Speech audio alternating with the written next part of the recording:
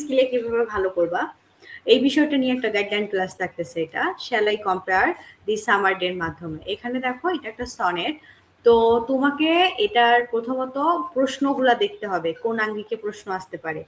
প্রশ্ন মোটামুটি তোমার হচ্ছে পার্ট সি থেকে এগুলাই আসে, যে তোমার একটা রাইম বের করো, রাইম স্কিম, তারপরে সামারি, ক্রিটিক্যাল অ্যাপ্রিসিয়েশন, স্ক্যান, তারপরে টোন আসে, তারপরে হচ্ছে তোমার আর কি আসতে পারে টোন ছাড়া তোমার হচ্ছে, দাঁড়াও আমি একটু বলে দিচ্ছি, এই মুহূর্তে মাথায় নেই। তারপরে ফিগার অফ স্পিচ আসতে পারে। আহ, এগুলো যদি জানো, আর এখানে মোটামুটি তুমি যদি স্ক্যানের নিয়মটা, তারপর রাইম স্কিমের নিয়মটা, এই দুটা, তারপর হচ্ছে ফিগার অফ স্পিচ আর হচ্ছে টোন, এই চারটা নিয়ম যদি তুমি জানো, যে কোনো কবিতায় আসুক তার তুমি স্ক্যান নির্ণয় করতে পারবা, রাইম স্কিম বের করতে পারবা, ফিগার অফ স্পিচ বের করতে পারবা। অলরেডি এর আলাদা আলাদা ক্লাস আমার পেজ ব্যাচে দেয়া আছে, ফ্রিও কিছু কিছু দেয়া আছে, তোমরা সার্চ করলে পাবা। সো এইগুলো শিখে নিবা, প্লাস তোমরা ৬-৭টা কবিতা যদি সলভ করে যাও ইনশাল্লাহ ভালো কিছু হবে। এখন তোমার এটাতে ভালো করার জন্য এর সামারিটা পড়তে হবে। বাংলায় সামারিটা আয়ত্তে নিবা, যে সনেট ১৮ কিসের জন্য মানে হচ্ছে লেখছেন উনি। উনি হচ্ছে সামারের সঙ্গে কম্পেয়ার করছে তার হচ্ছে বন্ধুকে বা আপনজনকে, প্রিয়জনকে, হ্যাঁ। এবং এখানে উনি মোটামুটি একটা আর্গু করছে, উনি নারাজ, মানে উনি মানতেই রাজি না, যে ইনি ফার্স্টেই প্রশ্ন করেছেন যে আমি কি তোমার হচ্ছে গ্রীষ্মের সঙ্গে আমার বন্ধুকে তুলনা করব, এটা কি ঠিক হবে? কারণ গ্রীষ্মের তো অনেক অনেক দোষ আছে। যেমন দেখবা অতিরিক্ত কখনো সূর্যের তাপ অতিরিক্ত হয়, তারপরে মে মাসের সুন্দর কুড়িগুলো গ্রীষ্ম নষ্ট করে দেয়, তার অনেক ত্রুটি আছে। তারপরে কখনো মেঘে থেকে সূর্যের আলো ম্লান করে দেয়, অথচ তার প্রিয়জনের সৌন্দর্য কখনো মেলান হবে না। ইভেন সে এটাও বলেছে মৃত্যু তার সৌন্দর্য কেড়ে নিতে পারবে না। কেন পারবে না? কারণ তিনি তার প্রিয়জনকে এই কবিতার মাধ্যমে চিরকাল জীবিত করে রেখেছেন এবং রাখবেন। যতদিন এই কবিতা মানুষ পড়বে তার প্রিয়জনকে মানুষ পড়বে। এই যে সামারিটা তুমি বুঝবা, মূল ভাবটা কি সেটা বোঝার পর তুমি আমি তো এখানে আমার পেড ব্যাচের স্টুডেন্টের জন্য ওয়ার্ডগুলা মানে যেগুলো কঠিন একটু দিয়ে দিছি, তোমরা একটু কি করার চেষ্টা করবা, দেখো থিমটা জানার চেষ্টা করবা, ওই কবিতার থিম এবং স্যাম্বলিজম, আর যদি ক্যারেক্টার থাকে কিছু কিছু কবিতার ক্যারেক্টার থাকলে এটা আয়ত্তে নিলেই আনা। তারপর তোমার কাজ হচ্ছে ওই প্রশ্নগুলা দেখা। আমি যে উপরে প্রশ্ন দেখলাম সেই প্রশ্নে কি চাইছে, what the author position and attitude, মানে তুমি author position and attitude, attitude মানে কি বলো, মনোভাব, পজিশন মানে কি অবস্থান, অর্থাৎ এখানে জানতে চেয়েছে কবিতার প্রিয়জন সম্পর্কে কি অবস্থান মানে পজিশন নিয়েছে তার মনোভাব। তুমি সামারি জানলে এই অ্যান্সারটা করতে পারবা। তারপরে দেখো এক্সপ্লেন করতে বলছে দ্য ফলোইং লাইন, অর্থাৎ এই দুই লাইনকে তোমাকে এক্সপ্লেন করতে বলছে, যে এই দুই লাইনের অর্থ এবং তাৎপর্য তোমাকে ব্যাখ্যা করতে হবে। শুধু ব্যাখ্যা করলে হবে, একটু বড় করে লিখতে হবে, 5 মার্কের অ্যান্সার। অর্থাৎ সাথে যেহেতু এ বি আছে, তারপরে দুইটা মিলে 10 মার্ক, তাই না? তাহলে কি করবা, লাইনের সহজ অর্থ, কবির মূল বক্তব্য, সাহিত্যিক গুরুত্ব একটু লিখবা। আচ্ছা, তারপরে দেখো এখানেও 8-এর এ বি আছে, মানে দুটা মিলে 10 মার্ক। প্রথমে কি বলেছে দেখো, how do compare the summer in Bangladesh with the summer describe in the point, মানে বাংলাদেশের গ্রীষ্ম এবং কবিতার গ্রীষ্মের মধ্যে তুলনা করতে হবে। আচ্ছা, খেয়াল করো, বাংলাদেশের গ্রীষ্মের বৈশিষ্ট্য, কবিতার গ্রীষ্মের বৈশিষ্ট্য মিল অমিল। তুমি বাংলাদেশের মানুষ, বাংলাদেশে বসবাস করছো, গরমকালের অবস্থা তুমি জানো না, সামার ডের অবস্থা এটা, এবং কবিতার যে সামার ডে এটা নিয়ে লিখবা, ভেরি ইজি। তারপর what do you come to know about the poet's friend from the poem, অর্থাৎ কবিতা থেকে কবির বন্ধুর বৈশিষ্ট্যগুলো লিখতে হবে। ওরে বাপরে, ওর বন্ধুকে নিয়ে ও যা যা বলছে, অত্যন্ত সুন্দর, কোমল, শান্ত স্বভাবের, এই বিষয়গুলো লিখবা। তারপর এটাও বলবা তার সৌন্দর্য গ্রীষ্মের দিনের চেয়েও বেশি আকর্ষণীয়। এই মানে মোটামুটি সামারি পাইলেই তুমি বলবা, মানে অ্যান্সার করতে পারবে। এখন কথা হইলো, তোমরা তো ঘাবড়ে যাও একটা জায়গায়, ইংরেজিতে লিখতে হবে, তাই না? আচ্ছা, ছোট ছোট সেন্টেন্স করে লিখবা, বড় করিও না, তখন সমস্যা হবে। আর আস্তে আস্তে ঠিক হয়ে যাবে। মাথা ঠান্ডা রাখো, সুস্থ থাকো। তারপরে দেখো give the rhyme scheme of the poem. Rhyme স্কিমে আলাদা একটা এটা ফ্রি ব্যাচেও আছে, পেইড ব্যাচেও আছে, তোমরা ইউটিউবে সার্চ করলেই পাবা। রাইম স্কিম যদি তুমি দেখতে পারো, রাইম স্কিমটা কি, তুমি এটা না শুধু সনেট 18 না, যে কোনো রাইম স্কিম, তুমি যে কোনো কবিতার রাইম স্কিম তুমি পারবা ইনশাআল্লাহ। সো 10 মার্ক তোমার কমন, এবং মার্ক কাটারও কোনো টিচার চাইলেও মার্ক কাটতে পারবে না, ম্যাথের মতো। বোঝা গেছে? 10 পাবা। 10, 20 বা 30 তোমার 50-এর মধ্যে কমনই থাকবে নিয়মের মধ্যে। আচ্ছা, তারপরে আমরা খেয়াল করি একটা critical appreciation of the poem. এটা না সামারিটা জানলেই লিখতে পারবা। সামারি আর ক্রিটিক্যাল অ্যাপ্রিসিয়েশন একই। একটু বেশি বেশি যদি জানতে চাও, তোমাকে থিম, ইমেজারি, পার্সনিফিকেশন এত কিছু দিতে হবে না। সামারি জানলেই কবিতার সাহিত্যিক মূল্যায়ন করতে হবে। তুমি হচ্ছে থিমগুলা কি কি, থিম হচ্ছে জানো না, এবং সামারি সুন্দর করে একেবারে কম্বাইন করে লিখে দিবা। অবশ্যই উপরে একটা ইন্ট্রো দিবা। এখানে এটা কিন্তু আমি তোমাকে একটা ক্লিয়ার আইডিয়ার জন্য দিছি। একটু প্রশ্ন 10-এর অ্যান্সার যেহেতু বড় করতে হবে, 2.5 থেকে 3 পেজ তো করতেই হবে। সুন্দর 3 পার্টে 3 থেকে 4 পার্টে অ্যান্সার করবো। আমি বলি ফার্স্টে একটা ইন্ট্রো দিবা। হ্যাঁ, ইন্ট্রোতে তোমার হচ্ছে কবি, কবির পরিচিতি থেকে শুরু করে কি চাইছে এই বিষয়ে সুন্দর করে 3-4 লাইন, 4 থেকে 5 লাইন দিবা। দেওয়ার পর সুন্দর একটা গ্যাপ দিবা। ধরো এখানে তোমার প্যারাটা শেষ হলো, প্রথম প্যারা, দ্বিতীয় প্যারা এখান থেকে শুরু করবা, টিচার যেন বুঝতে পারে আরেকটা প্যারায় গেছো। পরিষ্কার পরিচ্ছন্ন থাকবে খাতা। তারপরে সামারি ওয়াইজ তুমি অ্যাটলিস্ট তো গরিবানা হালে লিখলেও 2 পার্ট লিখতেই পারবা। কেন? সামারির বিষয় লিখবা, তারপর তার বন্ধুর বিষয় লিখলা, তারপর টু সাম আপ লিখলা। এমনিতেই তো 2.5-3 পেজ হয়ে গেছে, তাই না? হাতের লেখা একটু বড় বড় করবা, বাট খুব বেশি বড় না, এবং একটা লাইনের সাথে আরেকটা লাইনের বেশি স্পেস দিবা না, এবং এত ঘিসিমিসিও করবা না, বুঝছো? সুন্দর করে লিখবা, এবং খুবই অ্যাট্রাকটিভ যেন হয়, খাতা যেন পরিষ্কার পরিচ্ছন্ন হয়। আবার এত সুন্দর করতে যাইও না 2 পেজ লিখতে তোমার 50 মিনিট গেছে। টাইম ম্যানেজমেন্ট ঠিক করতে হবে। হ্যাঁ, আচ্ছা। তারপরে দেখো স্ক্রিন দা পয়েম, স্ক্রিন নিয়ে ক্লাস আছে, দেখে নিবা, ইউটিউবে সার্চ করলেই পারবা, বা প্লে লিস্টে দেখিও। হ্যাঁ, রিডিং স্কেলের প্লে লিস্টে সেভ আছে।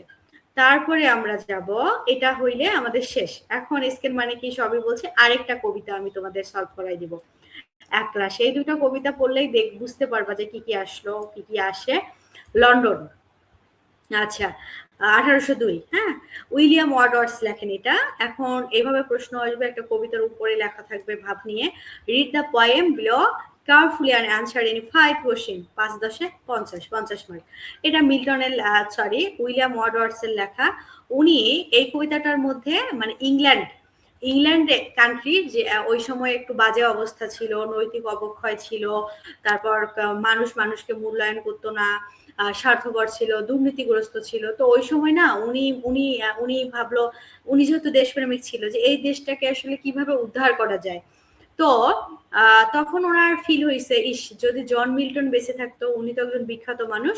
কারণ এই এই হচ্ছে তোমার এই কান্ট্রির এই যে তোমার বাজে বাজে পথে গেছে এই লোকগুলা, এই সিটিজেনগুলা, তাদের জন্য আসলে একজন গাইডলাইনার দরকার। এই গাইডলাইনার একজন বেস্ট গাইডলাইনার দরকার। উনি জন মিল্টন হলেই ভালো হইতো। উনি যদি বেঁচে থাকতো, উনি আক্ষেপ করেছে উনি বেঁচে নেই, উনি যদি বেঁচে থাকতো তাহলে কি হইতো বলতো? উনি বেঁচে থাকলে অ্যাটলিস্ট ভালো ভালো লেখা লিখতে পারতো, যার মাধ্যমে মানুষ নৈতিক অবক্ষয় যেটা হচ্ছিল, এটা থেকে যে পতন হচ্ছিল, সেটা থেকে তারা ব্যাক করতো, তারা সঠিক লাইফ লিড করতে পারতো, এই জিনিসটাই। তার মানে এখানে আমাদেরকে কি করতে হবে, কোশ্চিন গুলো আমরা দেখবো কি কি কোশ্চিন আছে। তার আগে বলি কি ফ্যাক্ট। দেখো, লন্ডন 1802, 1802, উইলিয়াম ওয়ার্ডওয়ার্থ, পাবলিশ ডেট 1807। এটা হচ্ছে তোমার একটু দেখে নিবা। হ্যাঁ, তুমি ভিডিওটা থামাই দেখতে পারো, রাইম স্কিমটাও দেওয়া আছে, কবিতা কেন লিখেছিল এগুলো দেখে নিবা। জাস্ট তোমার এত কিছু দরকার নেই, তুমি সামারিটা আমি অলরেডি বলে দিছি, সামারিটা জানবা। তারপর তোমাকে থিম জানতে হবে, থিম থেকে প্রশ্ন আসে। থিম কি? প্যাট্রিয়টিজম, দেশপ্রেম, তারপর moral regeneration, national revival, social criticism, admiration of John Milton, তারপর spiritual and moral leadership, freedom and virtue, এই জিনিসগুলো। হ্যাঁ, স্যাম্পল আছে কিছু, খুব ইম্পর্টেন্ট, দেখে নিবা। আচ্ছা, এখন দেখো প্রশ্ন কিরকম আছে। সো তোমার প্রশ্ন মোটামুটি তুমি কবিতা সলভ করলা সুন্দর করে, বা ইউটিউবে সার্চ দিলা, আপুকে দরকার নেই, আমাকে দরকার নেই, ইউটিউবে যদি তুমি এর টাইটেল কিন্তু নিচে দেয়া থাকে, বুঝছো? আমি তোমাকে একটু তুমি খেয়াল করবা, তোমার সেট সাজেশন বা আদার যেখান থেকে পড়ো, নিচে এইভাবে লেখা থাকে কোন কবিতা। এই কবিতাটা লিখেই তুমি ইউটিউবে সার্চ করো, খুব সুন্দর সুন্দর ভিডিও আছে। যে কোনো একটা ভিডিও দেখো। যারা আমার পেড স্টুডেন্ট, তারা হচ্ছে তোমরা আমার নোটটা দেখো, ওটা তোমাদের জন্যই গোছায় রাখছি আমি সুন্দর করে, কি নোট, কি ফ্যাক্ট, বাংলা সামারি, থিম, স্যাম্পলিজম আছে। তো তুমি সামারিটা জানো, থিম যদি সম্ভব হয় জানো, না হলে হতাশ হওয়ার দরকার নেই। তারপর কোশ্চিনে যাও, কোশ্চিনে দেখো কোশ্চিনে কি চাইছে। তুমি একটা জিনিস বোঝার চেষ্টা করবা কোশ্চিনে, যে কি চাইছে, কিভাবে আনসার করবা, সামারি জানলেই পারবা। সো এখানে একটা বিষয় খেয়াল করো, 7 নম্বর প্রশ্নের মধ্যে আমাদের 50-এর মধ্যে না, 50-এর মধ্যে আবারও একটু বোঝাই দেই আমি, 7 নাম্বারের মধ্যে এখানে ভাগ ভাগ হবে, এ বি, দুটা মিলে কিন্তু 10, মানে 5 5 10। তার মানে এটা লেখার সময় একটু কনসিয়াস থাকবে, খুব বেশি বড় করতে হবে না। 5 এর জন্য কত মার্ক, কত আনসার করতে হবে জানোই তো। তারপরে 8এও ওই সেম, ভাগ 10, মানে ভাগ করে আছে। বাট এখানে দেখো রাইট আর সামারি অফ দ্য পয়েম, এটা কিন্তু বড় করে লিখতে হবে। এটা একাই 100, একাই 10 মার্ক, বুঝতে পেরেছি? অ্যানালাইসিস করো দা জেনারিক ফর্ম। জেনারিকটা কি এটা নিয়ে একটা আমি ভিডিও দিব তোমাদের, মাস্ট বি ইনশাআল্লাহ। সো এটা আসলে এটাও মানে ওই যে রীতিটা, যেমন আমরা উপরে দেখলাম, যদি খুব ভুল না করি, দেখো এখানে কি জনরাটা আছে, নেই, এখানে জনরাটা নেই, সরি। তবে আমার প্রত্যেকটা, যারা আমার পেড স্টুডেন্টস, প্রত্যেকটাতে জনরা দেয়া আছে কিন্তু, মানে ওটা কোন, মানে কোন রীতিতে, এটা সনেট, এটা কিন্তু সনেট, হ্যাঁ এটা সনেট, নাকি এটা হচ্ছে তোমার এলিজি, মানে এটা ধরন কি, এলিজি মানে দুঃখ কষ্টের হয়, বুঝতে পেরেছো, এই টাইপের। আচ্ছা, তারপরে দেখো right about the theme of the poem, মানে থিম জানতে বলছি কেন, বুঝছো, থিম। তো সামারি জানলে এটা লিখতে পারবা। ফিগার অফ স্পিচ, এটা তো নিয়মে পড়ে গেছে, ফিগার অফ স্পিচ নিয়মে পড়ে গেছে। এই যে তোমার হচ্ছে জার্নিক জনরাটা নিয়মে পড়ে গেছে, মানে তুমি এখানে 20 পাইছো, 20 পাইছো। আর যদি সামারি জানো, সামারিটা যদি প্রশ্ন কমন পড়ে, সামারিটা পারবা। তারপরে সামারি পারলে তুমি থিম পারবা, একই জিনিস মোটামুটি। তারপরে এখানে এগুলো সব সামারি ভিত্তিক, এমন না যে ইয়া করতে বলছে, বুঝতে পেরেছি আমরা, খুব ইজি। সো এর মধ্যেই না কোশ্চিন আসে, টোন আসে, এখানে টোন নাই, তারপর টোন আসে, অনেক সময় টোন আসে। তারপরে আমরা দেখবো, তো সামারি পড়লাম, সুন্দর করে টোন পড়বো, এভাবেই হয়ে যাবে। সো বাকি জিনিসগুলো তোমরা পেয়ে যাবা এখানে, দেখো সুন্দর করে দেওয়া আছে, অথর্স পজিশন, অ্যাটিটিউড, তারপরে সবকিছুই দেওয়া আছে, হ্যাঁ। এভাবে আমার মনে হয় তুমি যদি 5-7টা বা 4-5টা, যত বড়ই পড়াশোনা হোক, 6-7টা প্রশ্ন যদি সলভ করো আর বোঝার চেষ্টা করবা।